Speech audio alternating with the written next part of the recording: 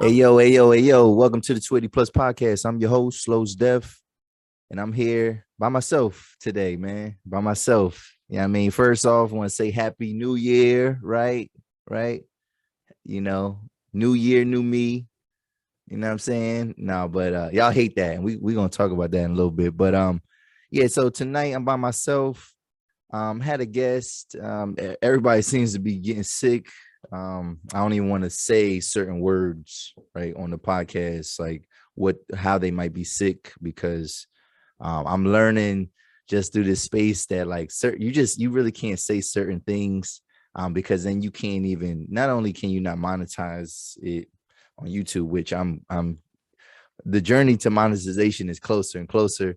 But not only that, when you say certain things on your platform, um, you can't even promote it like through Google ads and stuff like that. So trying to be mindful. And one day I'm gonna figure out the formula. I was trying to, shout out to just some previous guests, man. Shout out to my man Bless, aka Theodis the Coldest. Really, really fire episode with him.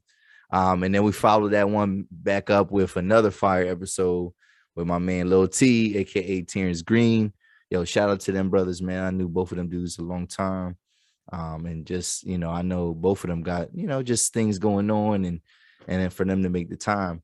Unfortunately, with the T episode, I'm trying to promote it through Google Ads, and I'm actually having some difficulties. And it got flagged. And one thing this is just maybe just to put out there, just maybe just a cautionary tale for those people that are making content. Be careful with what you post and things like that, especially if you are trying to make money or trying to promote your stuff. But this is what I would say to YouTube and Google, if this is what y'all could do better.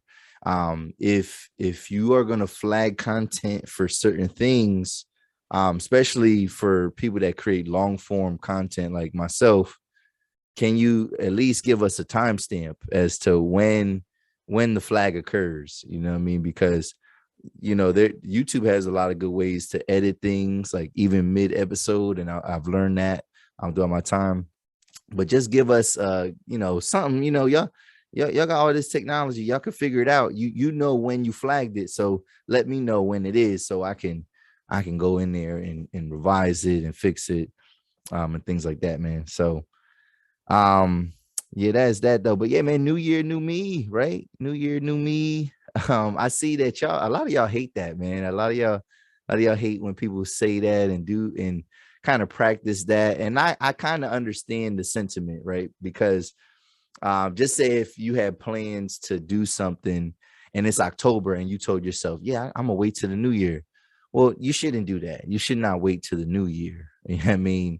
If you wanted something done in October, whatever, or you wanted to start something new, like you should seize the day, right? Carpe diem, seize the day. However, I do like this aspect of a new year, and just this art of, maybe if even if it's artificial or superficial, just this way to kind of restart and start anew. You know what I mean? A lot of people are entrepreneurs nowadays, right? So entrepreneurs, you got to start the quarter off right. Some people, everybody's timeline is a little bit different. That's what we had to kind of appreciate. But yeah, man, if you want to use, January 1st, 2022 to like reset your whole life, then so be it, man. Just make something happen. You know what I mean? Um, 2021, I didn't really I talked to my guests about the 2021 Terrence Green. I talked to him about it, but I didn't really get into stuff myself. 2021, man, I just gotta thank y'all first and foremost. And matter of fact, I should have did this earlier, but if you are watching the podcast and you just tuning in, make sure you hit the subscribe button down there in the bottom, hit the bell for notifications, like, subscribe, all that good stuff. Comment if you could. I'm trying to get the engagement up. But yo, this 2021, I started this platform, and again, I've thanked y'all. I thank y'all, as many times as I can. But thanks. I want to thank the audience, because I do it for myself, but I do it for y'all. And it was a really good year, man. I can't believe, I got 40 episodes. I mean, this is gonna be 41. So I can't even fathom that. Like how, what I mean, 40 straight weeks. I can't think of anything that I've done that I've actually chronicled like for 40 straight weeks. You know what I mean? So I do see why when people work out and stuff like that, I see why they kind of record it and things like that.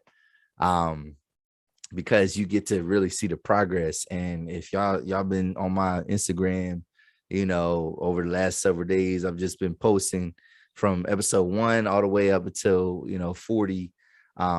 Just what I've been doing, man. Just the evolution too. Y'all seen it, you know what I mean? I didn't have a background at first. It just looked real janky. I did upgrade my camera at one point in time. I'm trying to upgrade my camera again. It's just it's a lot of stuff that I'm looking forward to for 2022. Definitely want to turn this up a little bit. We definitely got to get some more revenue, because some stuff comes in, but not nothing to talk about. But yeah, man, and I don't play them numbers games, man, and I be wanting to post the stats, man, like, what I mean, just because I be seeing y'all post the stats, and I got good friends like my man Super Jones. He tells me like, yo, don't fall into them games, man. Don't show the stats, because numbers do lie. Like I do want y'all to know that, man. Numbers do lie. They might not lie for whatever story you trying to tell, whatever narrative you trying to create, but you can make numbers say whatever you want. And I be seeing y'all, man. I be seeing how y'all do it, and y'all say stuff like generic stuff like, oh, this ain't to brag, it's for motivation. I don't know about y'all, man. If I'm posting my stats, it's because I'm trying to flex on y'all niggas, man. And I don't necessarily need to do that. Like I said, man, you seeing the platform is growing, man. So I'm just excited to see where this kind of goes. I got a lot of ideas. I don't like to talk, obviously you don't want to give too much away. Manifestation, I don't think it's one thing or the other. I don't know. Yeah, I mean, a lot of people. I've been noticing that a lot. It's a lot of talk. Either people talking about manifestations and thinking what you want into existence, and then I've been seeing a lot more people, even some of my guests, giving more credit to their faith and fate and higher powers and things like that. I think it's a little bit of mix of both, because I think you got to put yourself in good situations. You do got to work hard, and we talked about that in my previous episode. Timing, and when we say timing, some of that is that like divine intervention type stuff. It's that fate, it's that kismet, it's that type of stuff where maybe it's luck, right? Some people don't even like that word, but whatever it is, that intangible thing that just kind of makes everything kind of come together. I think it's a little bit of both of that, but you do have to put the work in, and I definitely been putting in the work. And it's just the start of it, man. It's just the start of it. Like I said, we only been doing this. I only been doing this 9 months now, right? So we not even at a year yet. And we doing great, man. So I might need a team sooner or later, man. It's hard for me to like delegate and give up responsibility with certain things, especially if it's my thing, whatever. But I think I think I don't know, maybe this year, think about creating some type of team, maybe joining the team. I mean, obviously keeping things, I'm always gonna be the guy that runs this and the brains behind it. But some help, some delegation, some help, that won't hurt nobody. But man, yo, whatever you got going on this year, man, I hope everybody the best. There's no time like today, and whatever you're doing, you just make it happen, man. Just make it happen to the best of your ability. And I'm rooting for everybody, man. I'm rooting for everybody that wants it. You know what I'm saying? If you don't really want it, then you could, sit your ass down somewhere. But if you want it, I'm rooting for you, man. So yeah, man, let's get into it though. Just some headlines real quick. Yo, man, we lost two OGs, man, OGs in different forms of entertainment, sports entertainment, and television, sitcoms, and things like that. And first dude, man, like probably my favorite old head white dude, man, John Madden, man. Rest in peace to John Madden. If you're a young man, especially in the sports at all, John Madden is like a granddad to you. Like, you know what I'm saying?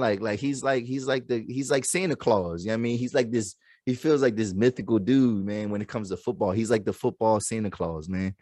And yo, I just from my earliest memories, probably like Sega, whatever, but like, one of my ones that really stood out to me was Madden Football 64. And I remember that because I'm playing with my dad and things like that, like playing video games with my dad, and getting into it. And that was like when 64-bit systems and the graphic, that's when they started to really develop and playing all the Maddens on the GameCube and then PlayStation. And then, you know what I mean? So shout out to him, man, for constantly evolving. And the thing is, I always wonder to what extent like he still played and all that, whatever. I know at some point it just kind of became a namesake, like just everything, just the ratings, like just that is definitely a platform. Madden football is what taught me the game of football. The X's and O's, the ins and outs. You know what I mean? I've played football as a kid, but obviously, when you are a kid, you get to simulate football to the greatest lengths, whatever. And you could do that through video games, man. And I know, people say that stuff rots your brain, whatever, and all that. But I come from that era where I was outside and I played video games. Like I grew up to video games. So I did still have to go outside because we didn't have internet quite yet. You know what I mean? So I'm in that good sweet spot, you know what I mean, in terms of growing up, because nowadays, you got kids that just got their heads down and in their devices. And obviously I wasn't like that. But when I would do that, man, I've spent so many hours of my life dedicating to Madden and things like that. So shout out to him, man, and two, video games is a way to keep kids off the streets, man, sometimes. I mean, or it gives you something to do in the colder months, things like that. So I don't never knock video games. And definitely, he's definitely gonna stand out like for the rest of my life. And then another person that recently passed away, and she's definitely gained favor over the last decade, or maybe even more. But everybody loved her and the Golden Girls. But rest in peace to Betty White. That's just sad. I seen a meme, and I'm not a big meme guy because memes be lying, yo. Y'all don't be fact checking memes and stuff. But I did see this meme, and hopefully it's true. It talked about, I guess she had I think she had a late night show, kind of like a late night talk show way back in the day. Because you gotta think, Betty White's been around for a long time. She was in her late 80s, maybe 90, early 90s, you know what I mean, like in terms of age. But in the 50s, I think she had some type of entertainer on her program that was a black man. And she obviously got criticism because obviously this is in the heart of like civil rights movement, things like that. And she let that person, that individual, be on the show, and I had to fact check and see what's up. And even despite the criticism, and she said that she was gonna keep putting the dude on the show, and then her show didn't last that long after that. So, but rest in peace to her, man, especially for being some type of, I don't want to say icon, but just being a fixture, even in just the culture. When we say the culture, Betty White, yeah. So we definitely rock with her. That's it for headlines. I don't want to get too deep. I want to give my reaction and review of Insecure, the finale, but also season 5, a little recap and review of that. Then I actually want to transition. So I was on a podcast a couple weeks ago, but I never got to put the content out. Shout out to the K-Time podcast. She gave me some content. She said I could use it, to whatever extent I want. And the way we recorded it, I would have definitely loved to like give you the full, conversation.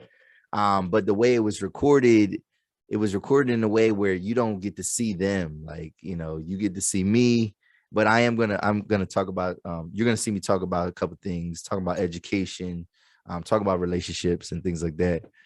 Because your boy in 2022, man, maybe your boy settles down. I don't know. Maybe I'll find that little special lady. But I have a dilemma though, and I kind of talk about that on the K-Time podcast. So you're gonna get some of that content after we run through this next thing. All right, now let's talk about Insecure. Let's talk about Insecure, man. So Insecure, end of an era, y'all. End of an era, man. Insecure, everybody. I'm trying to think when that show started, because even though it's only in its 5th season, it did not start 5 years. It started a little bit longer than 5 years ago. Let me see. Matter of fact, I can see when the premiere was. Season 1. Let's see. Insecure season 1 premiere. It was in like October. Okay, so yeah, I guess it does kind of line up a little bit, but technically no. But so it started September 23rd. Premiered online September 23rd on HBO Now, HBO Go, before airing weekly. All right, so the premiere was September 23rd, 2016, and now it's 2022, and the last episode was at the last week, day after Christmas. End of an era, right? I think a lot of people are sad to see it go. This season finale, I had some mixed feelings about it, man. I had some mixed feelings. I actually, I can give. I want to talk about the finale itself. Then I want to talk about the season itself, and then we could talk about the whole show overall and just its impact and things like that. So don't worry. I mean, I'm gonna kill it for a little bit, but I got a lot of good things to say about Insecure. But Insecure, I watched the finale, and I had to watch it twice, right? So the first time I watched it, don't worry about what I was doing. I was preoccupied, though. I just was preoccupied. And I remember watching it, and I felt like there was like a gap in the middle that I was not paying close attention to, whatever. And so as I'm watching it, I'm kind of like, all right, here we go with this season. We just rushing the ending. We just doing whatever, this and that, whatever. And I kind of just thought it was cliche. I thought it was kind of boring. I just was like, yo, what's going on? So obviously I expressed that on Twitter, and people were like, you really didn't like the finale? Like one of my followers, you really didn't like it? And I'm like, no, it was kind of boring, whatever. But I said to her, maybe I have to watch it again because I was preoccupied. She said, yeah, please watch it again, whatever. So I just thought, I was like, all right, you know what I mean? And like I said, I'll get into the season. So let's just go. I watched it again, all right, just the other day. And so I watched it understanding, like, all right, this is what they're going to tie up all the loose ends. All right.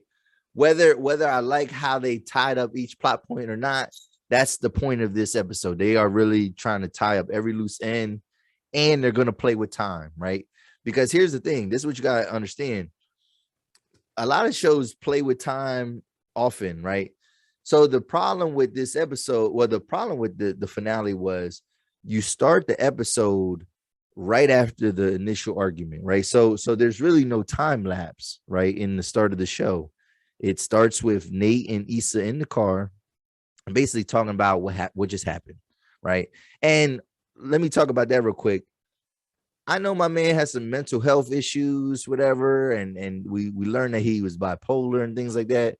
But I don't like how they keep trying to play Nathan, and to make him like he's crazy, right? He's crazy. Like when he's just having normal reactions to things, right? Like, yo, some dude was trying to confess his love to his girlfriend. Some other nigga, some ex nigga trying to confess his love to his girlfriend. And so he not supposed to say nothing. He not supposed to feel the type way. He not supposed to get angry.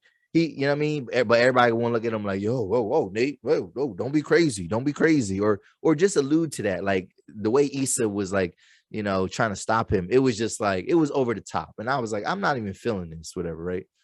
So, you know what I mean? So that's how the episode starts.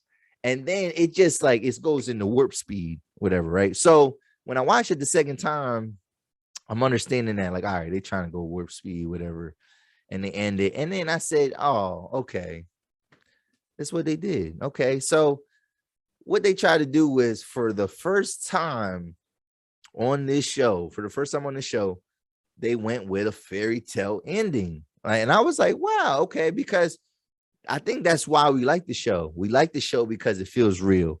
We like the show because things don't always go the way you think they're gonna go.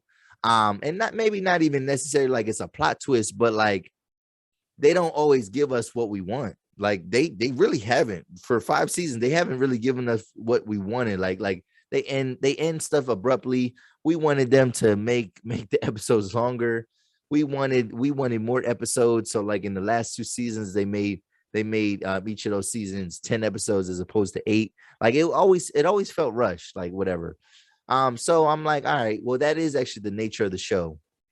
It's a rush platform. Yeah, I mean, it's supposed to be quick, whatever.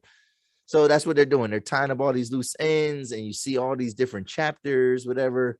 And then in the end, Issa gets back with Lawrence, and then now she's a stepmom, whatever. And kumbaya, this and that, whatever, right? You know what I mean? Whoop-de-doo, right? Well, then if you want to be critical, because why can't we be critical? Why can't we have these conversations, right? Because a lot of women were celebrating this end of this show. And like, I even had the person that told me I need to watch it again.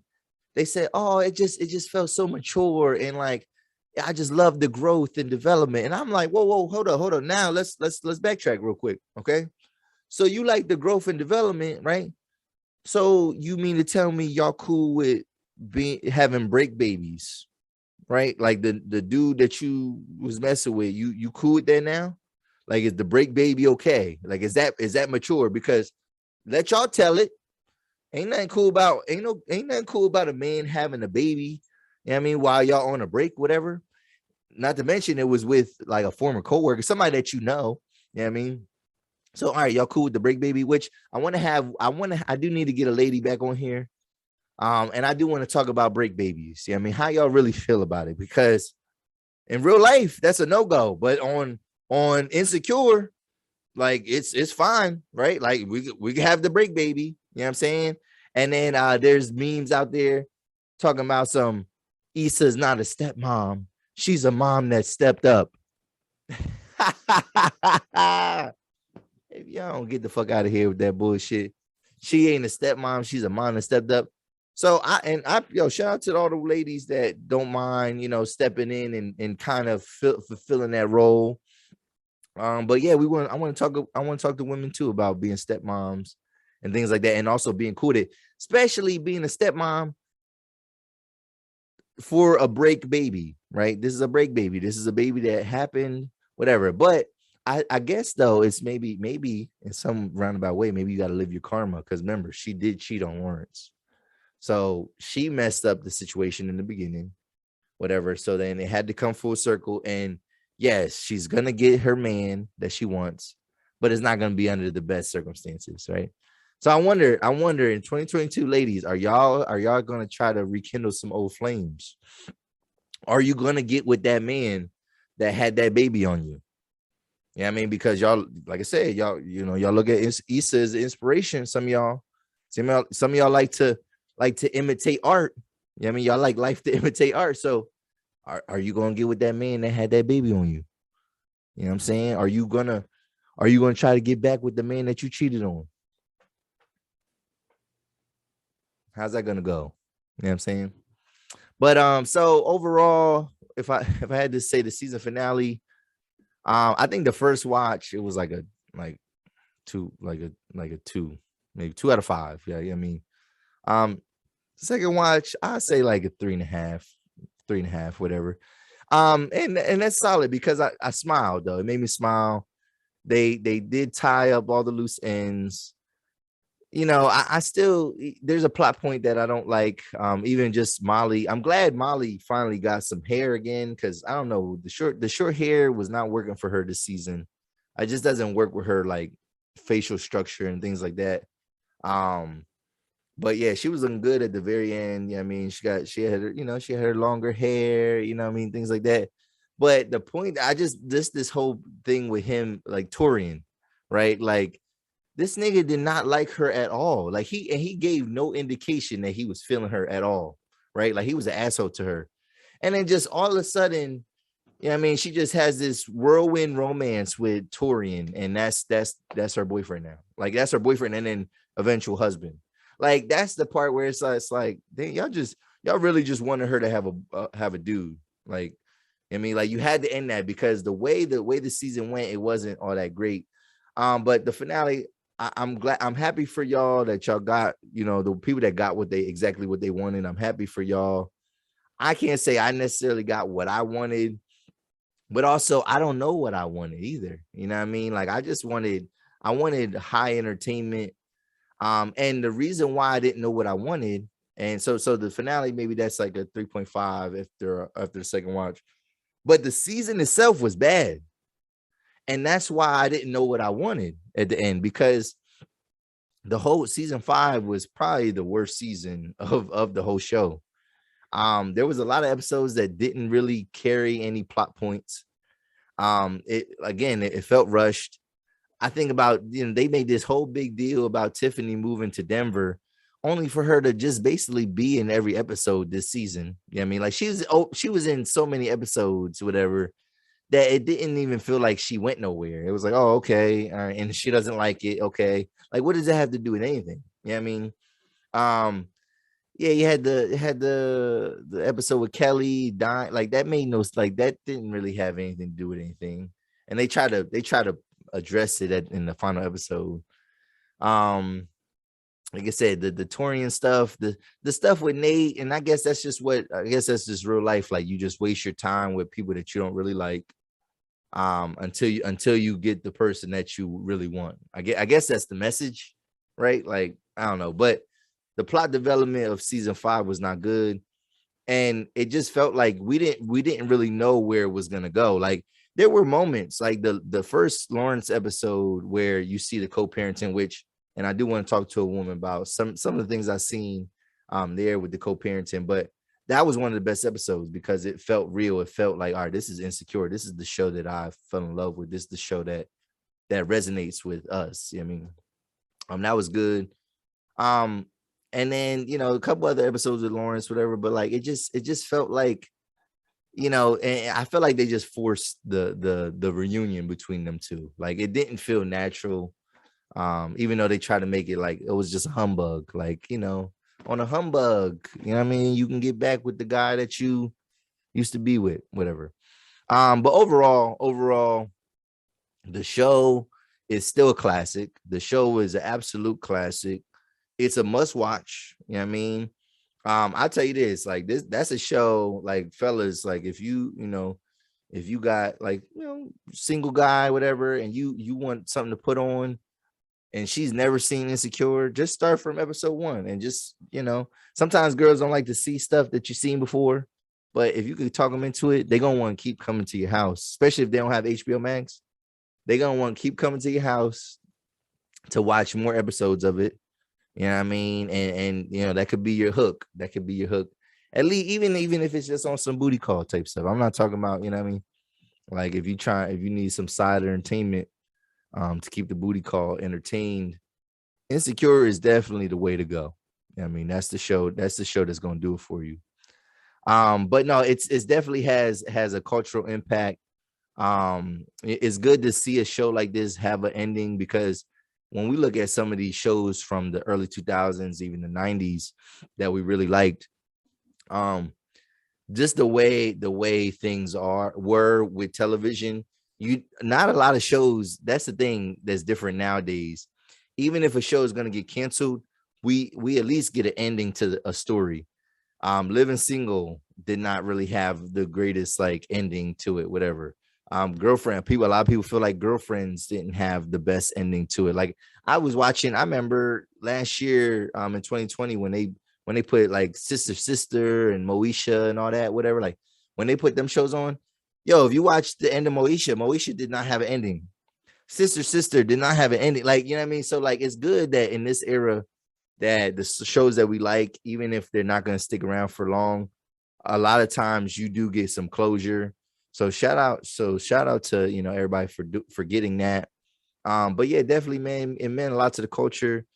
The soundtracks of the show have always been like impeccable. Like the showrunner and the people that are in charge of the soundtrack, they always do a great job on that show.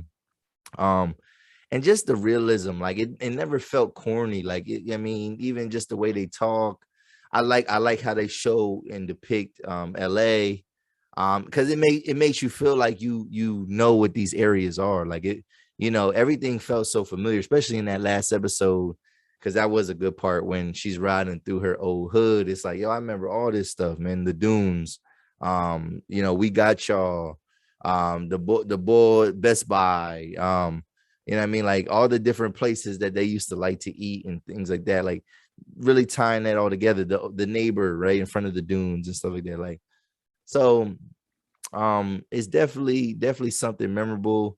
If you didn't catch it, make sure that you go watch that, just because, man, we rooting for everything that's black, man. Everybody that's black, that's what we rooting for. So hopefully they get some awards. But the question now remains, like, what's gonna be that next it show? You know what I mean? Because yeah, we don't always want the game, the hood stuff, right? The stuff for the streets, like the Powers, the Canaans, the BMFs, the Snowfalls. Like we like that. We always gonna like that type of stuff. But where's the relatable humor? Where's the relatable comedies? Where's the dramas? You know what I mean? Speaking of drama, there is a good drama on HBO that I do recommend. Season 2 only. Season 1 might be good, but it's an anthology series. It's called Love Life. I feel like it's like a male Insecure, like male version Insecure. But it's only gonna be one season of that. And it has good closure to it and all that. So check that out. But yo, I think that's it, man. That's it for this week. I wanted to chime in with y'all. I didn't want to leave y'all hanging this week. Like I said, I had a guest. He got sick. And hopefully we can run that back real soon. Yo, who do y'all want to see on here, man? Who do y'all want to see on the platform? Who are you looking forward to me talking to? I'm trying to get bigger names. I'm trying to get, I'm trying to network, obviously beyond the 717. And because I'm just fortunate. I do have people I know that from the 717 that now live in other places. And that's dope, whatever. But still, we want to. This is not just for, it's not just local. We trying to be global. You know what I'm saying? So, shout out to everybody. So yo, before we go, basically I'm gonna have some bonus content. I told y'all I was on the K-Time podcast with my girl Michaela Thomas. I believe her last name is Michaela Thomas. And but yeah, she has a podcast called K-Time. She just started. I think I was on episode 8 of her podcast, first male guest. I like what she's doing. She's trying to talk a lot about healing and things like that. And we just have an open conversation. And I think I definitely put threw a wrench into their conversation and kind of turn some things up over there. And I love to have her on my platform, and I love to actually go back on her platform, and hopefully we can get a clean recording. But yeah, y'all are gonna see me talking. You're gonna see me on the screen, and you're gonna hear them, but it's gonna be probably a black screen. It might say her name on it. If I can't recall when you do the Zoom like that.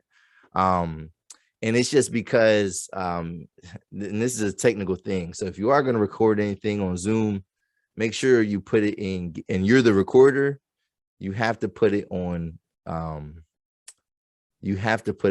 gallery mode so we can see all the people involved, as opposed to just the speaker or whatever. So that was just a technical thing. You live and you learn. But I definitely had a good time. But check out that bonus content right here. Yep, I got it. All right. And we're here. All right. Hello, everybody. Welcome back to another episode of K Time. I am your host, Kay. And today I have some very special guests with me. I have an old friend, Alyssa, who is coming to join me. And then I have a new friend, Los, from the 280 Plus podcast that will be joining me. So Yeah. I'm going to allow them, to introduce themselves and get into it. I'm gonna let the young lady go first. You know what I'm saying? Okay, thank you. Well, my He's a name. gentleman. Huh? Oh yes, thank you. Always. My name is Alyssa. Like Kayla said, I've known her for a long time now, and I'm just really happy that she asked me to come on her podcast. But if you want to follow me for more shenanigans, my Instagram is rn_lys, LYSS 13, and then also I have a TikTok which is just rnlys, and I post like videos for like Shein and Fashion Nova and just a couple of stuff. So look out for that, and I'll be promoting it more on my Instagram. So she's a fashion icon, guys. Nice. Now, you say? That's what's up. So is it my turn? Yes, sir. Because I'm not used to being a guest. This is exciting. This is this is lit. But yeah, man, it's your boy Los Def from the 280 Plus podcast. Yo, man, this podcast is a Twitter inspired podcast where we go beyond the 280 characters, man. So we talk about a little bit everything under the sun. Drop every Wednesday. Drop those YouTube streams every Wednesday at 7 p.m. The audio be out on Spotify, Apple Podcasts, everywhere where you listen to podcasts. That's up at midnight on Wednesdays every week consistently. So one thing that we do, we talk about everything under the sun, but one thing I really like to do is I really like to highlight people that's doing things locally in the 717. Yeah, I'm saying I'm from the 717. So yeah, I mean, we try to just highlight people that's doing things, moving and shaking, whether it's in the community, entertainment, business, all that type of stuff too. So yeah. So all right, shout out to the 717. I miss y'all. yeah. All the way in AZ. That's what's up. I know. I changed the 717 to the 480 because we sunny every single day. I can't do the snow, so I'm sorry. It's getting cold. Yeah, it is getting cold too. Yeah, I'm saying, yeah. I'm saying, like, I go from windbreakers to like crop tops. Like, I don't gotta go to the heavy jackets. Right. But thank you so much again, Los, for joining me. As I mentioned, he's my first male guest, so it's a huge milestone. As you guys know, K-Time is mainly about me just telling you guys about my spiritual journey, as well as the things that I go through, past, present, and what I hope for in the future. Obviously, I want to kind of get to know my guests a little bit more. Definitely. Okay, so you have a child. I love it. You have a child? I do not. But I have a cute little sister who's 10. Okay, bet. And then a nephew who's 6. Bet. All right, so I have a child, y'all. Oh, I didn't know that. I'm kidding, I don't. No. But I do. I have a child, but she's not biologically from me, but she's a descendant from me, y'all. So I have my niece. I'm very active, and that's my first baby, straight up. Like, she is just a little mini me, y'all. So that should just tell you something. A lot of personality, and she's 5, and she just started school this year. So the reason why I asked you y'all have kids is because I want to just ask one. With the children that are in your life, how do y'all feel as far as like their upbringing and this newer generation, and then like also like the schooling like that they do. Like I know obviously we just came back from a pandemic, so some are either in school or homeschooled. How have y'all been adjusting, and what changes have y'all noticed in your child since then? Do I go first again? I mean, or you want to go? She can go first if she wants. Yeah, You don't have yeah. no, you can just make it cute and quick. Yeah. So I mean, I guess what I noticed like with my sister is that like she definitely school, I don't know, I guess for her it kind of just seemed kind of like a joke. Like I know that sounds bad, but like they weren't really like, I was just asking her, I was like, so what are you like learning? Like where are they teaching you? And like I don't know, she just never really had like a big answer compared to now, like where she's actually physically back in school. Like now she actually like has stuff that she's comprehending. But before she just like wasn't really into it, and she would just obviously go, and then like the school hours were shorter, like whenever it was online compared to like actually in school. And so I just feel like a lot of kids like, well, there's definitely also different learning styles too, and I just feel like a lot of kids prosper, better like in person. I feel like when you're a child, like learning with your hands is very important, and also like creativity too. Like, as much as like it's cool to like watch TV and stuff like that, like it's fun, like don't get me wrong, because I love doing it, but it's not creative. And I feel like it's very important for children to be creative. And sometimes school allows that to happen. I'm not saying all the time, because obviously they can only do so much, but I just think that that's like what a lot of people miss. And also the structure too. Like some people like aren't teachers. That's why they didn't go to school to be a teacher. So some people just aren't good at, like setting their kids up to like learn at home, because they're essentially asking the parents to like, oh, this is what we're supposed to be learning. Like, here, help your kid do that. And some like teachers aren't good at that. No, or some parents aren't good at that. And it's like parents are also like, because at the end of the day, a lot of parents are either working from home or they are going to work. So even then, like my heart goes out for the parents and the students that had to go through like the work from home, school from home situation. Simply because like one, no offense, I'm not even a parent yet, but I already know, don't nobody want to be around their kid 25/8. Like, let's just be real. Like, hell no. Like you like that time where they're in school and you're at work, that's probably the time where a kid can be a kid and a parent can be an adult again. Like, so with us having them all at home, like one, my heart goes out because obviously we know we don't live in a perfect world and there's people being abused, parents as well as children. Not to mention, not everybody has the resources that they need to be able to, some people depend on school lunch, some people depend on the breakfast that's served and things of that nature. So my heart went out to people who definitely had to do school from home. And as far as the curriculum, I don't see that the kids were actually even learning. I feel like they were just kind of, to be honest, I heard some parents even say that they would like sit down and actually be doing their kids' work for them in a sense, because like their kids were getting behind and like they just didn't have the patience to fully like, teach and, help them along the way. So that's how I feel about, school from home. But Louis, let me hear from you. You're an actual parent. Well, all right. So I have a lot of bias in this, and I don't talk about this on my platform just because to protect my job, my career, and stuff like that. I'll just say this: I am an educator.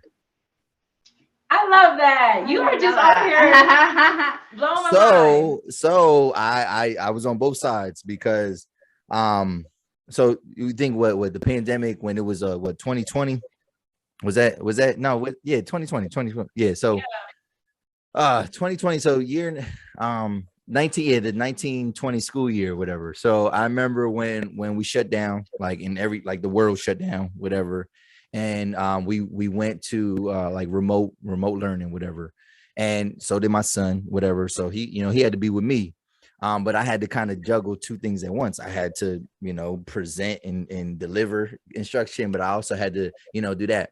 But the pandemic exposed a lot of things. It exposed probably some inequities that are in education, whatever, but it also exposed the lack of parent involvement in parents, you know what I mean, in their kids' education, whatever, you know what I'm saying?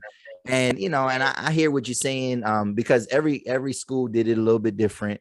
Every school kind of had different parameters. If you didn't go to a school that had technology, like immersed technology, one-to-one, like that's called like a one-to-one school, like one-to-one technology, where every student gets a device, whatever.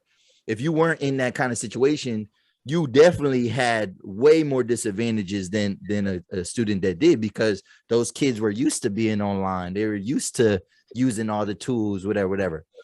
The thing is with I would say the institution that I work for, whatever, we decided to do in that spring, everything was pass or fail, whatever, because we knew that there would be some barriers. We knew that some people did not even have full internet access, but our institution, they provided people with little hotspots, whatever, so they could access it, whatever, you know what I'm saying? However, it was just like it was tough, because like the kid, once a kid is at home, you know what I mean, and they're in their relaxed setting, whatever, things like that, they don't have the same kind of motivation. You know what I mean? They don't have the same kind of motivation to do things. And then being on the side as a parent helping my kid, it was tough, but only because I had like other things I had to do. But I can see how, like, you're right, everybody's not supposed to be an educator or whatever. Everybody's not supposed to be, like, they didn't go to school for that, whatever. But like I said, it kind of exposed how, like, parents don't, even when they were in school, parents don't know what the hell their kids be doing half the time, for real. You know what I mean? Like, a lot, not saying all parents, but a lot of parents don't. And when I work with, like, I'm secondary education, so I'm dealing with older kids. So like, those kids, they like school a lot less, you know what I mean, than the younger kids, whatever.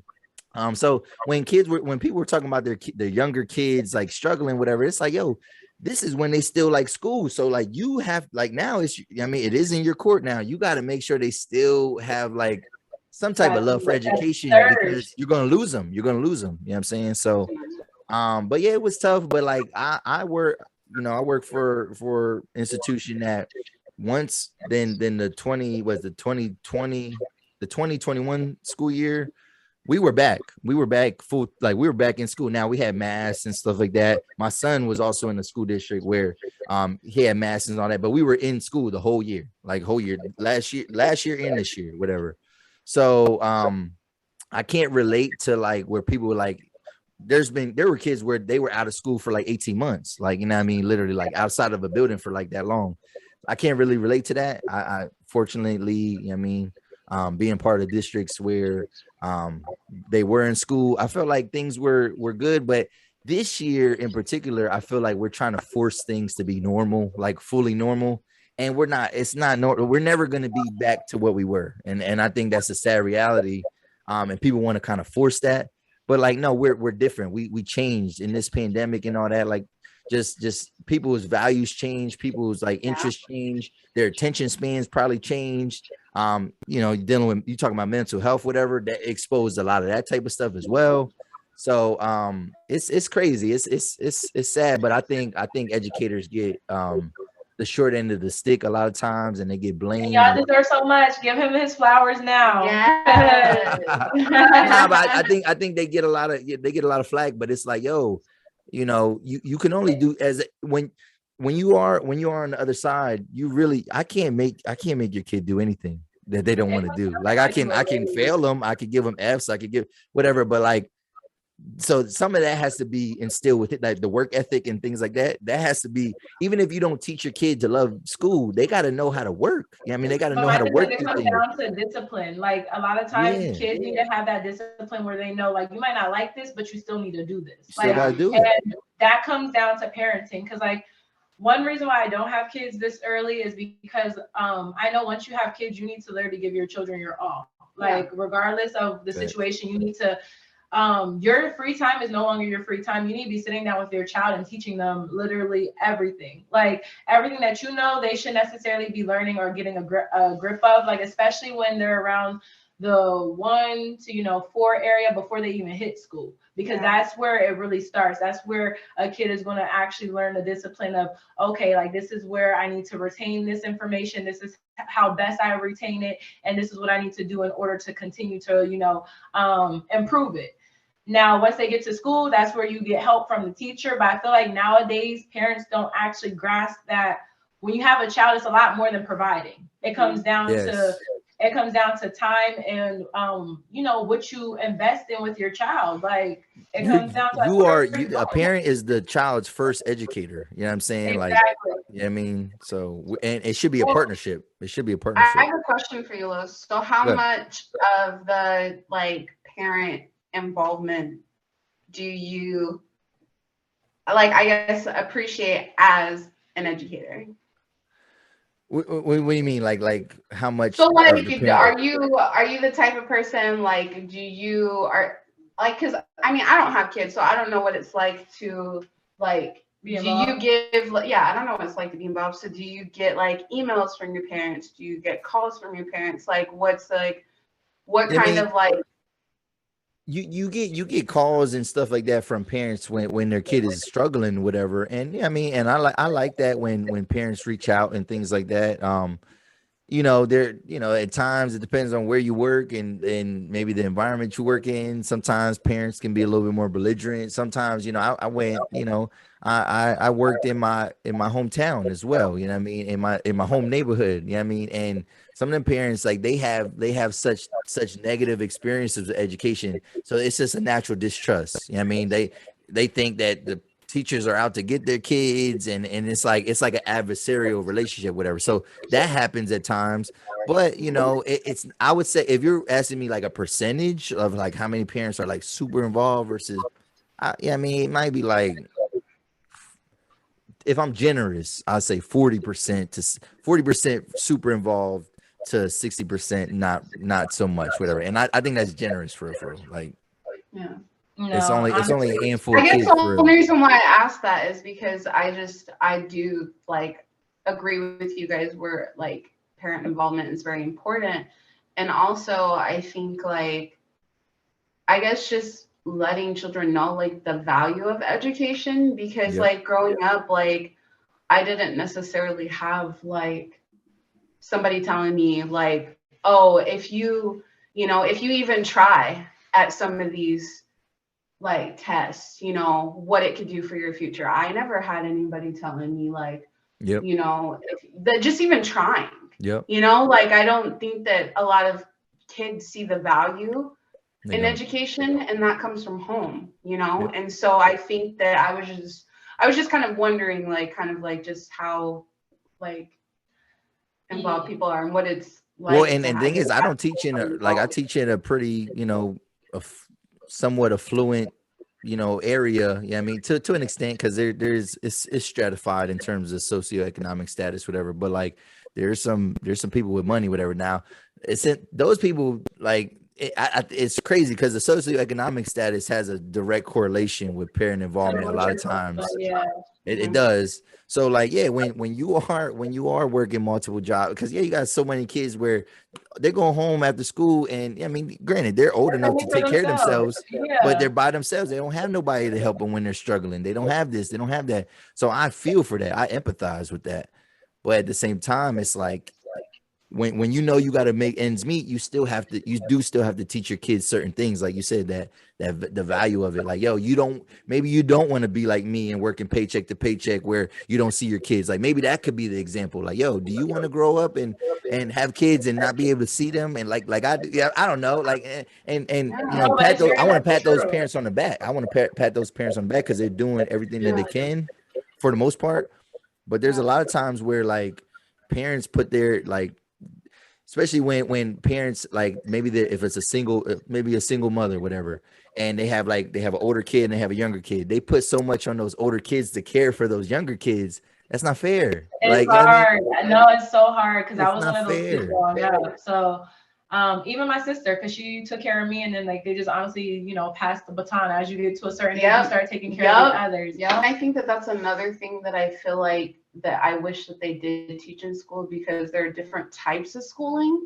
Yes. And there are also different, like, I mean, there's trade school, there's state school, there's community college. Like, there are different avenues of how you can get to where you want. And I really wish that they like kind of explored that and actually talked about it for people, because I feel like, even though, yeah, I feel like that a lot of that information you can learn on yourself or your parents can teach you, but like some people just, it's not even a thought. Like, that's the thing, like, and the reason why I say that is because when I was in school, when I was like sophomore year, like, I didn't think about where I was going to college. I wasn't applying anywhere. I wasn't like, literally my only expectation was to not fail.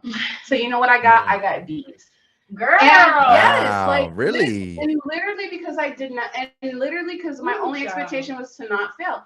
And so then when I actually went to like that alternative school, and I actually You went like to an alternative school? You was bad? Yeah.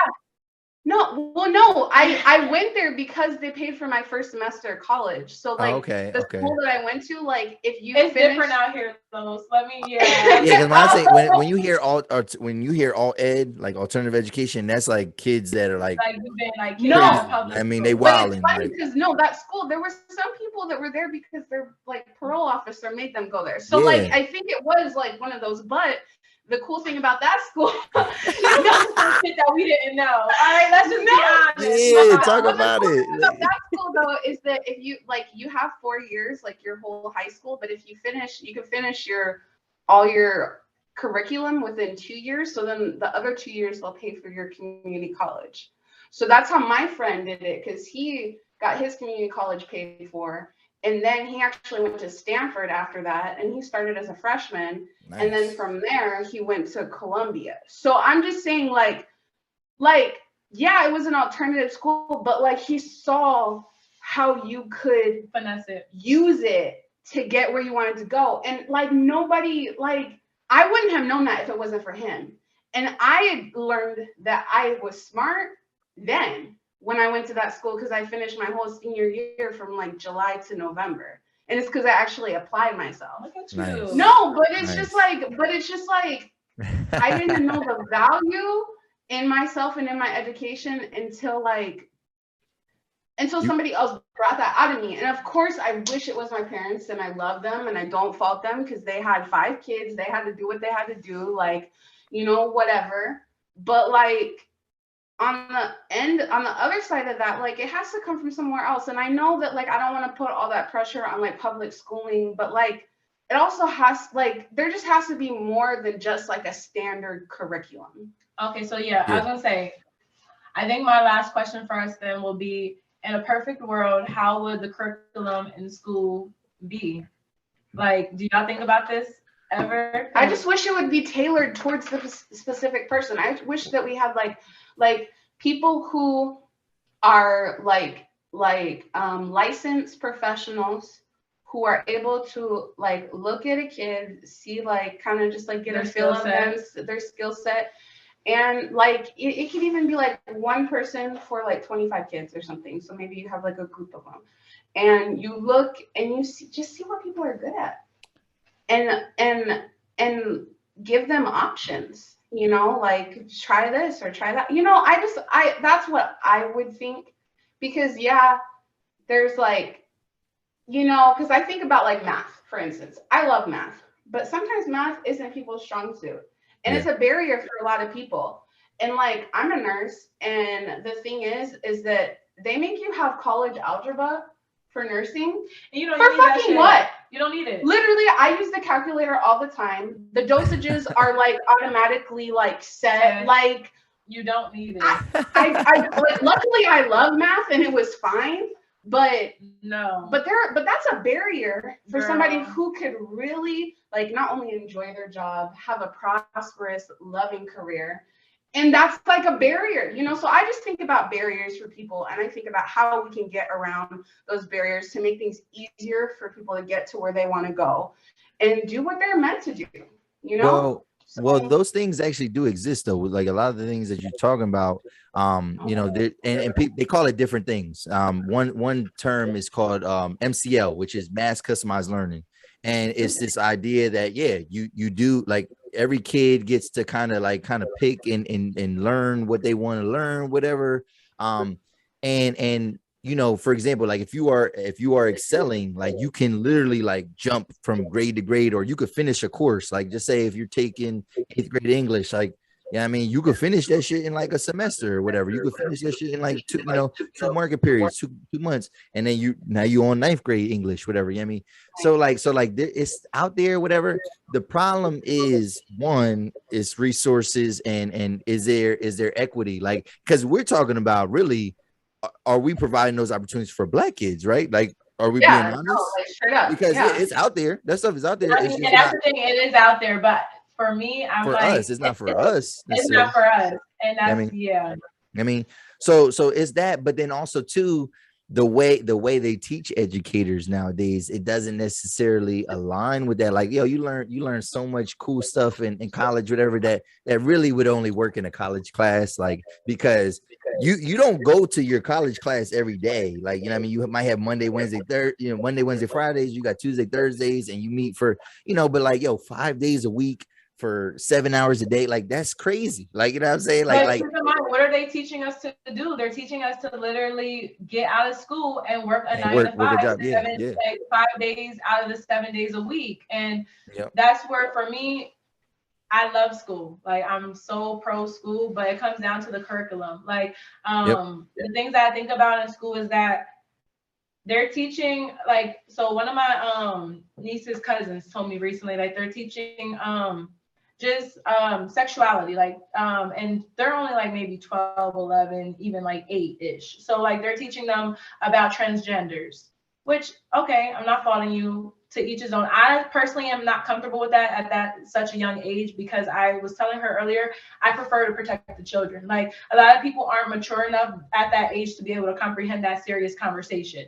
Anyhow, I'm like, they're putting more focus on that than they are with our financial well-being.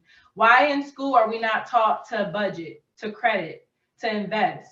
Why aren't we taught the basic, like, taxes? Why aren't we taught the basic life things that we need to survive, but we're taught how to solve for X? Like, I can solve for X with the back of my hand, but is that going to teach me how to do my taxes? No. Is that going to teach me how to build my credit? No. Like, it's just the matter of, they're teaching us things that they claim we are going to need, but in reality, we're not necessarily going to need it for real world. We're only going to need it in the event that we decide to be like, maybe like an engineer or something, kind of off the. And even then, like, if you are wanting to be an engineer, you go through so much more schooling on top of that. Like, I definitely agree with that. That there's certain like I think that the focus of school should be really kind of tailored to like real life events. But go ahead. Yeah. No, well, one thing I was gonna say though, another thing that the pandemic exposed though is actually because I hear what you're saying, like, I mean, in terms of like, oh, yo, it's 5 days a week, 7 days a week. All right, but one thing it also exposed was that, like, how many parents look at their kids going to school as a form of childcare. It is. Yes. They look at so you know what I mean, you're it's part of it is that, like, it's public education is like this haven or this place where we, these educators, they care for your kids for you, you know what I mean? And that's why, like, that's why parents were rushing to get their kids back to school, because they're like, oh, I don't want to be with my kids, whatever. I need like I need, and they sometimes they were even saying those words or saying it coded, but like, yo, like basically calling teachers babysitters, and it's like, I ain't no motherfucking babysitter. I mean, because if you want to pay me like a babysitter, you want to pay me for each head that's in the class. Like, I would be making a lot. I make good money. I'm not like when people, because certain states is different. You know what I mean? People be like, oh, teacher. No, I'm okay. I'm good. But if I was making that, Mr. Okay. if I was making that private, child care, you know what I mean, like money where I'm charging for each head, I'll be loaded, boy. Like, I'll be, it'd be crazy. On an island yourself. Shit. Yeah, I mean, so that's what I'm saying. So, like, I get what you're saying, but then where do you? So, all right, just say that K through 12 was like college, right? Where you pick, but where the hell who's gonna be watching your kids then? Where your kids gonna be at during the day when you at work? You think about that? They gonna figure it out. Y'all ain't think about that, did y'all? Wait, where the kids will be for like, explain it though. Like if you don't go Monday through Friday. Monday through Friday, because you're saying, all right, 5 days a week, 8 hours a day. Like, but where they're gonna be at home? Unsupervised? Who's supervising your kids? I wouldn't necessarily say that, like, because I feel like kids probably should be at school. Now they should be. No. I'm not gonna say 5 days a week, but I definitely say 4 days a week. Like 4 days a week. Wouldn't like the workforce have to change with that as well, though? But to be honest, me personally, I'm changing my workforce so that it can be like that. Like I feel like workforce should change like that. But I think that like but that's not just an education reform, that's life reform. That's the whole reform of the community. And that's where I'm thinking. Because like I said, what I want to do is I want to offer after school programs in a sense to where like it can be seen as like, okay, when your kid gets done with this, they can have this place to go to be safe, to learn an actual skill, to express themselves and do whatever the case may be. So for me, when I talk, I'm talking as far as a reform of all of it. Like, it's gonna what? Well, and it's community based. Well, who's gonna pay for it? Who's gonna pay? Where's the money coming from? The money comes from the people. It's gonna have to come from the people. It'll have to be fundraisers and it's community based. Like I think that's why. So what y'all saying is great, but it's very utopic. Yeah, I mean, it's not. I don't know if it's based in reality. I don't know if it's based in reality and what we're talking about because you gotta understand because nowadays schools are funded through tax dollars, right? Property tax dollars. Well, in urban communities, there's a lot of people that don't pay taxes on their property because they live in subsidized housing, whatever. So those homeowners, those landlords, whatever, they get deals on that, whatever. So that money's not going back into the school district, whatever. That's why like the people that own $1 million homes, their kids go to the best schools because all that money is going back into the school. So like that's what I'm saying. When we talk about urban communities, where's that money coming from? Because people ain't nobody breaking down the doors to put money in black schools. Yeah, you know what I mean? Like, and I feel you. And I think that's really just going to come down to where, like, honestly, I always say this, but I feel like we need to tear down the entire system and rebuild it. Like, and that's just really what it comes down to. Like, it's not going to be an easy solution, and it's definitely not going to happen overnight. But like, but also, and two. Though I did not mean to. It's okay, boo. No, but I was just gonna say like that's why it's important to like when we're talking about fundraisers and like nonprofits and like it's important to have those resources, but like and to put them back into the Black community, like for us, like to build us, like and that exactly like. And I agree that it may sound utopic, and I'm not gonna lie, but if enough, but here's the thing: if enough people believe in it, ain't nothing I say sound utopic. It's gonna happen. But I'm saying though, all right, think about this, right? We Black people, we make up 13% of the population. Do you think that the other 87% of the population is invested in our success? But keep in mind, because when you say Black people, are you referring to just strictly Black people or minorities? Well, I'm talking about black people make 13% of the population. Now, obviously, we're talking about brown. We talking about brown people.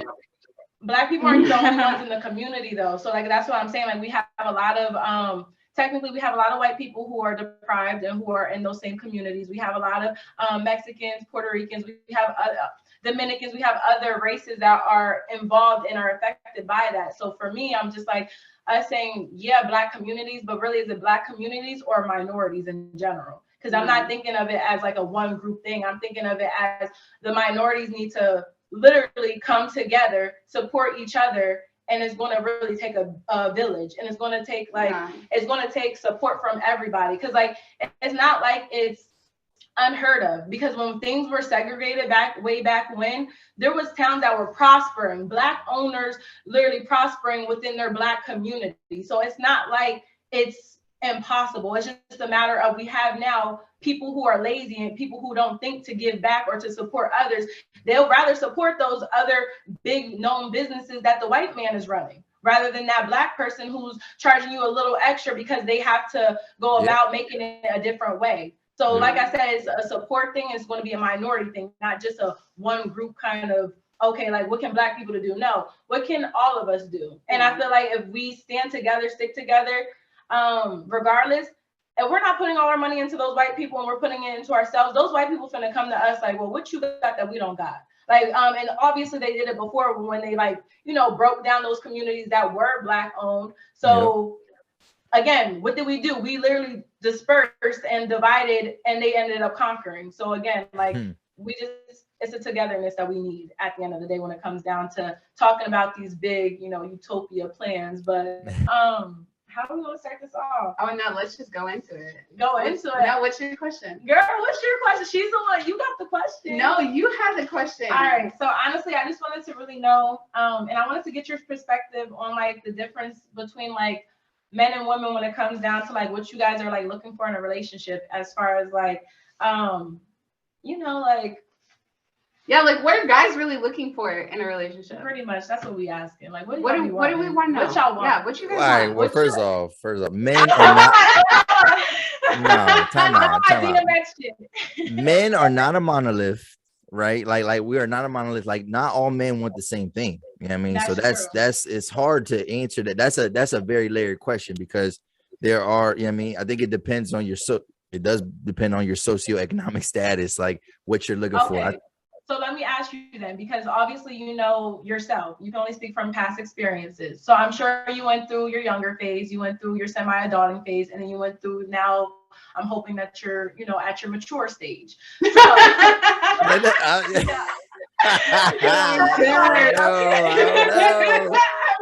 I don't know. Nah. Man, what am I looking for in a relationship? I mean, like just go down that list though. Like tell me what you're looking for. You know what? I just seen something really profound. It was on Instagram, whatever, and it was on somebody's story. One of my followers, a former guest of mine too. And it was a guy, he was talking about dating, whatever, and he was like, yo, as a man, yo, you make these lists of all the things that you want. Like you want her to look like this, you want her to have this, you want her to do this, whatever, her body look like this, whatever, right? But he said, you know, we never stop to think about how we want people to make us feel. You know what I mean? Like how do you want people to make you feel when you're sad, or how do you want people to treat you when you're angry, or when you don't want to talk to them, or when you're happy, or when you're struggling with things, like, and it's like, yo, we don't never think about that. And like men, we don't really think about that because he said the girls that we envision, whatever, it's the girls that we think we want.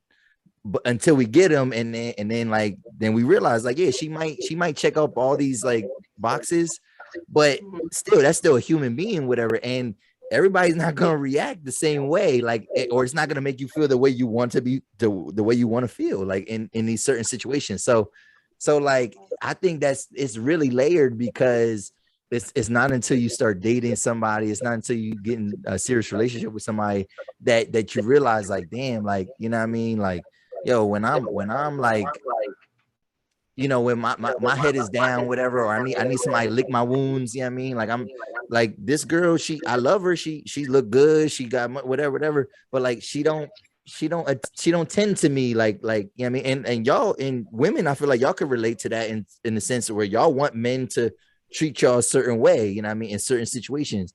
But I don't think, man, we don't think about that type of stuff. So like, it's kind of a dangerous thing to say, like, oh, what are you looking for, or whatever, because y'all don't know until we don't really. I don't think we really know. I don't think we really know. We think we know, but we really don't. You know what I mean? But obviously, like, you know, you want stuff like loyalty. You want stuff like support. You know what I mean? Like, you know, I'm a guy. You know, I'm a man. So, you know, you gotta stroke my ego a little bit. You know what I'm saying? Like, you gotta make me feel like the 3 things a man needs, and I guarantee that you won't like technically disagree. Go ahead. Tell me what those things are.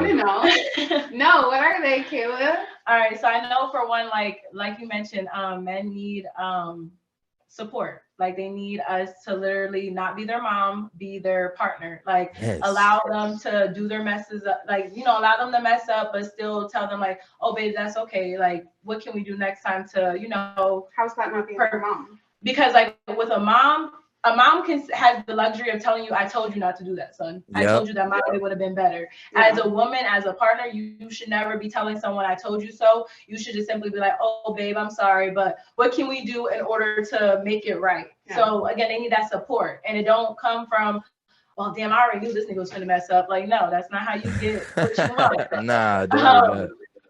And then obviously, like, you know, so support is definitely a thing.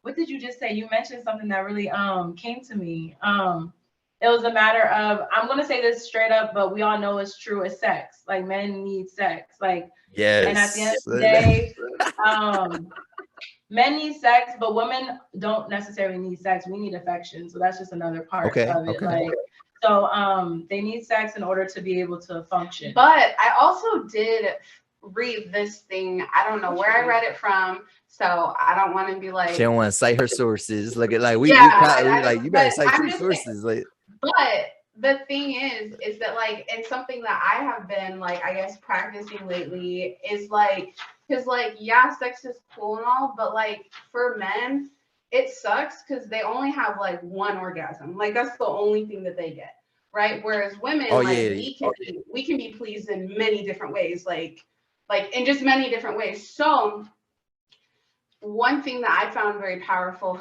is that leading up to, I guess, that orgasm, I like, for me, like, I try to make it like the most like centrally involved as possible, if that makes sense. Like, I involve like all senses, like, so it's smells, it's touch, it's kind of like that affection that you were talking about that like women crave, but like, men don't realize that they crave affection too. Like, as much as like sex is cool and all, like the like affection part of it leading up, I feel like a lot of people miss that part when it comes to like getting to know another person.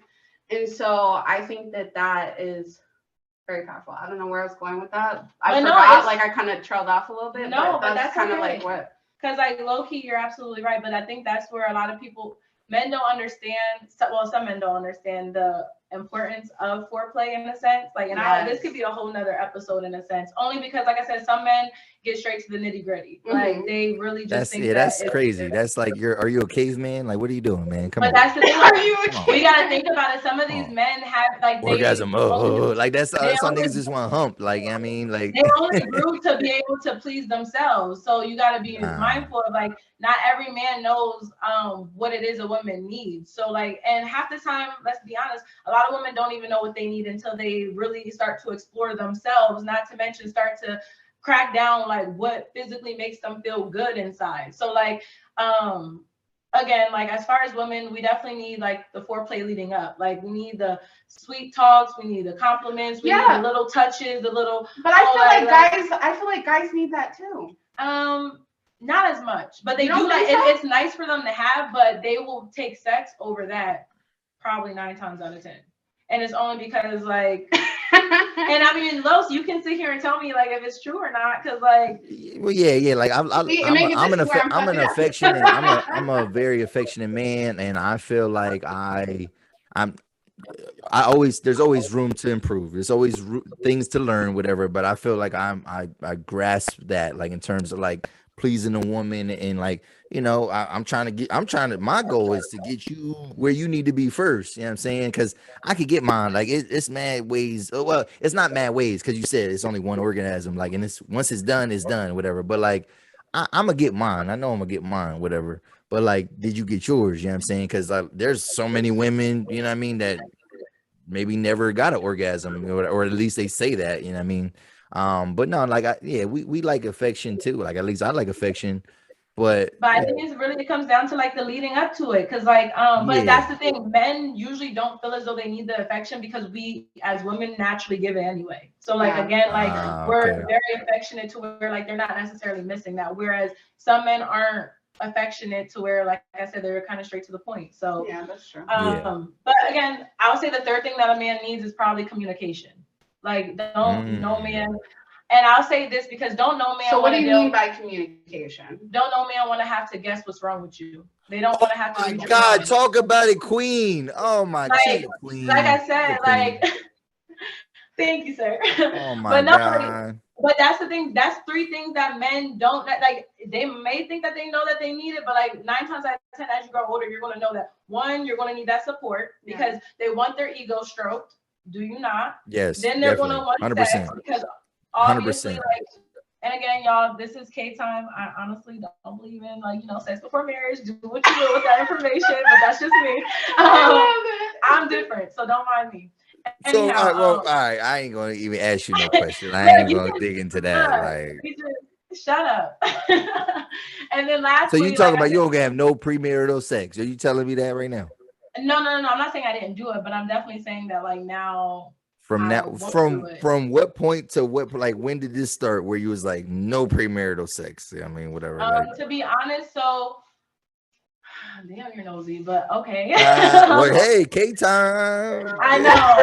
So like last year, I decided that like I was literally just going to become abstinent. Like I was just like, you know what, I'm gonna do it for myself. Then as this year progressed, I was like, you know what, fuck being abstinent. I'm just gonna, move forward and be like celibate. And I was like, I'm not even going. Before I was doing it for myself, and then now I'm pretty much doing it for God and myself. But obviously, for my higher power. So I already told myself like I'm not finna be sexual or physical with someone until I am married. Now again, y'all, I am not perfect. I'm progressing. So don't sit here and somebody gonna expose your ass. Somebody gonna be like, wait a minute. What you talking about? What you talking about? Yeah. But no, like. So all right. Like, so you don't think that you gotta like, all right, so time out. You don't think that you gotta kind of test drive the whip before, you know what I mean? Like, so I'm gonna get married to you and then the sex is trash and then we just gonna stay married? Like, so that's the thing. I don't believe in bad sex, at least for me. Because I feel like anything. Yeah, talk about it. She said, what do you mean? What do you mean? Y'all are gonna take me out. But I feel like I feel like a lot of times people are like, and again, I know bad sex is a real thing, but it also comes to like, look, I experienced it. I'm not even finna expose people, but anyhow, bad sex is a very real thing. However, yo, brothers from the 717, yo, she coming for y'all. No. The 717 don't even be knowing my business. Anyhow, but like, no, like, for me though, I feel as though like when I'm an intimate being, like I love like the intimacy of it. So to me, like there's nothing that I won't be able to teach you. Like if you need to know what spots to lick, what places to stick, what situations, positions we need to be in, that's all things that can be taught. Like, and as like a man, like I don't know, man. Like, and that's the thing, like, but that's the thing, we're not willing to sit down and actually teach. A lot of women and a lot of men, they're just like, well, let me fuck this person and like, let's hope I get my nut off. And then if you don't get your nut off, you're like, oh, well, that was trash. Throw it to the side. Now you're onto a new body. But baby, if you're invested and if your feelings are involved, I'm not finna throw you away because like your sex needs improvement. No, I'm finna literally teach you. We have our whole life. No. All right. So when you get to a certain age, you ain't got time to be teaching nobody. Like if you in your 30s, I ain't got time to be teaching you how to do like, this. Let's just be honest though. Like the only people who are worried about their sex is trash is if their sex is really trash. Because me personally, I'm a female and I know damn well I can call anybody up and they double, tripling, like they coming back. So that's that's where y'all fuck up, right? But y'all are gonna do that regardless for anybody. No, women. Like, sometimes women think like, oh, because I could have sex with this person, and they gonna call me back. That means my sex is fired. No, but that means you're available. They shit in anything for real. You know what I mean? Like, and that's a problem as well because again, like I'm not like I said, I know me personally though, like I'm good because Lord Jesus, He's blessed the girl. Anyhow, like. I'm just, but like I said, not everybody can relate. So like, if you can't relate, then just say that. Like, if your sex is weak and you're worried that like you need to test drive something in order to make sure that you good. No, I don't need to make sure I'm good. I need to make sure she good. I need to make sure she good. And to be honest, like I don't really deal with men who tell me that they want to test drive something because baby, fuck is you talking about? Like I never bought a car that I didn't drive. I mean, that's so funny, but like that's what we had to do back in the old days. Y'all don't do it now because it's so easy to get out of someone else. Like way back when men were marrying in order to get the cookie. Like, what are you talking about? When? What, like in the 60s? Like just in life. Like, are you about to say that in the 60s people wasn't having premarital sex? That's no, I'm pretty sure they were. I'm almost certain that they were. Definitely were. But I'm saying certain people weren't, and those certain people, they can make it. And I'm gonna be those certain people. Like, y'all don't gotta agree with me. Y'all don't gotta do what I do. We go agree to disagree. That's a me thing. Like I said, I just know regardless, I'm gonna be good. Leave me alone. Y'all are so funny. Look, y'all just let me say that. That's none of my business. I ain't gonna tell y'all. We open and transparent. All right. What if your man? All right, time out. What if your man is inadequate? Like, what if he? You know what I mean? What if he having some issues? Like either with his equipment, like whether like the aesthetic of it, we're gonna say, because I don't want to be too vulgar. I don't know how vulgar you get on here, but or maybe he can't. It don't function the way you like it to function. You know what I'm saying? It's quick. Yeah, I mean, it go lit. I mean, like you ain't go. So you gonna get married with somebody, and you don't know none of that. Yeah, because to be honest, like, okay, you got me exposing myself, and yeah, so in the meantime, you might not have sex, but you gripping the brother up a little bit. You know what I mean? You seeing what he working with. You know what I mean? Dry humping a little bit. You can see what someone's working with just with gray sweatpants, so that's really not a thing. Like, if he's wearing sweatpants around me, you can definitely take a little peek. And obviously, if I'm about to like marry someone, I'm pretty sure I might have grabbed it a few times. Like, I'm not saying that I'm a saint, because I'm not. Like, okay, that's what I'm saying. Like I said, I'm not no saint, but all I'm saying is that I'm not trying to. Like I said trying to, because this is all new for me. Like I said, I'm not perfect. I'm progressing. So again, I love that though. Like, I love that. Who's to say? Like, I could get real serious and just my sexual nature might just pop out and I might slip up. However, we finna go back, repent, and like, keep like stay on your fucking side, sir. I'm gonna stay on my side, and we just gotta ride the wave. But I'm not saying what's going to happen. I'm just saying, me personally, that's what I'm looking for. Okay. I don't gotta be like me. And like I said, to me, it's possible. Like, I hear a lot of people say, like, ain't nobody finna do that. Well, obviously, like, you not finna be for me, because I'm not looking for just anybody. So it really just. And as far as like motion in the ocean, size, things like that, bro, y'all be acting like toys don't exist. Like, and but here's the thing. Like, I don't know. Do tell.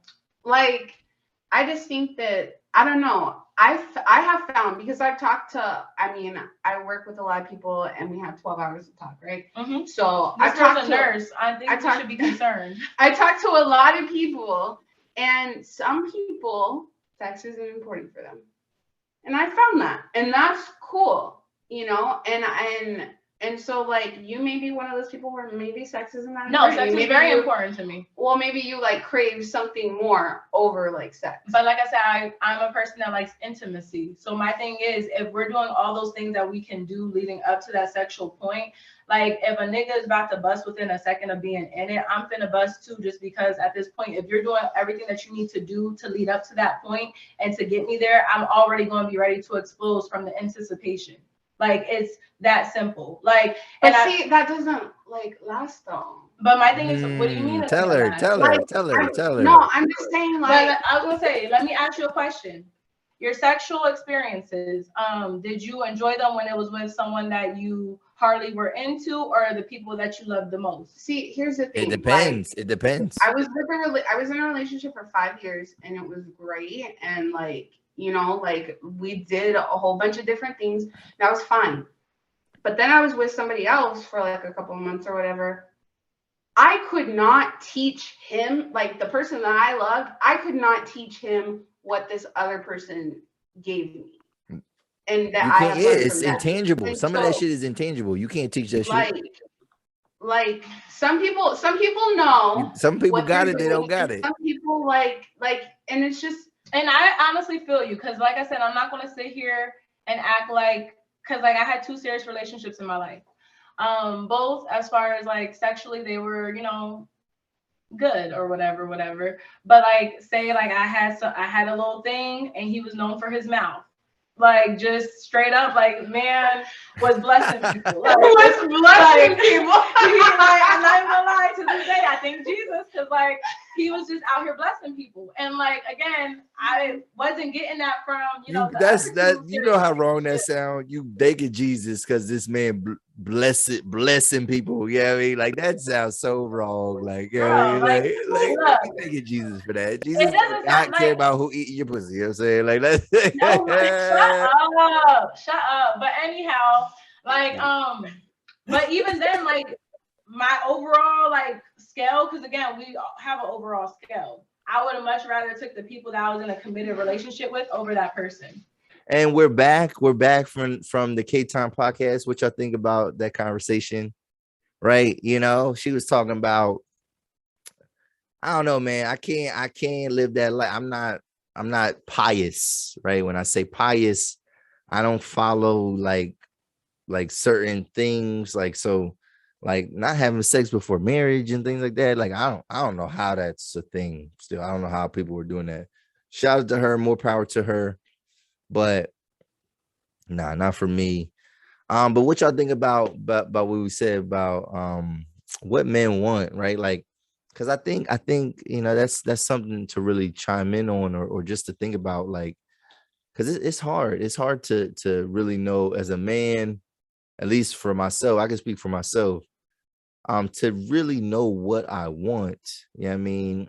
Like you want certain things, but you're not gonna know what it's really like until you're in certain situations with a woman, man. Because I keep seeing stuff about how sometimes you meet people and they're here for the season. You know what I mean? Which means that, like, maybe they're here, maybe they are most compatible with you when you're at your success, right?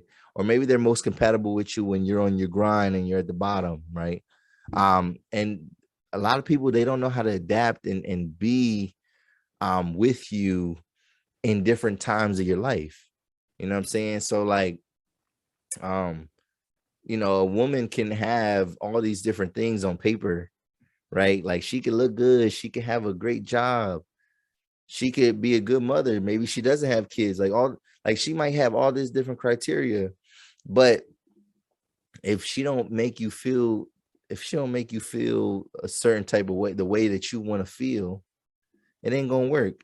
Now, a woman, she might settle, she might try to, which I think what a woman's might do, they might just try to like see how it goes and work it out and hope for the best and try to change that man, whatever. But me as a man, I know I can't change nobody. I know, like, I could try to help mold somebody, whatever, but like, now we in our 30s and things like that. People they're set in their ways, man. They ain't nobody changing. I mean, you could change little things in your life, but like there's certain personality traits and things about you that aren't gonna change. That's just what it is. That's who you are. And the sooner that you accept that you are a certain way, the sooner, what I mean, you'll be able to kind of figure some things out when it comes to compatibility with people and things like that. And whatnot. So yeah, what y'all think about that conversation? When, would y'all like to see me? Would y'all like to see her on the platform pretty soon? What y'all got for me, man? But again, yo, thanks for watching.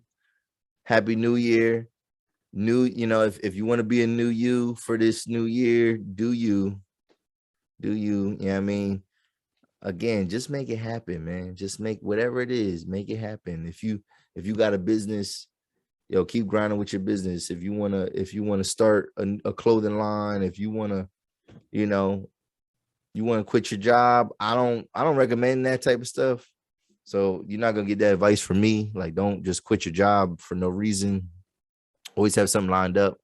But yeah, ain't nothing wrong with betting on yourself either. You know what I'm saying? So do your thing. It's your boy Los Def.